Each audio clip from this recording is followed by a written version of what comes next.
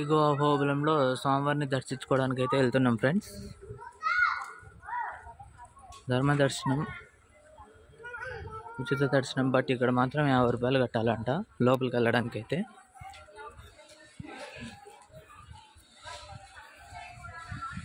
దీపాలు అక్కడ వెలిగిస్తారు ఫ్రెండ్స్.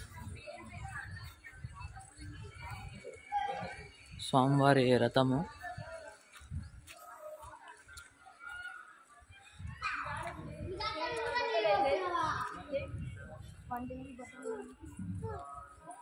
గుడి వెనక వైపు నుంచి వెళ్ళాలంట దర్శనానికి అయితే.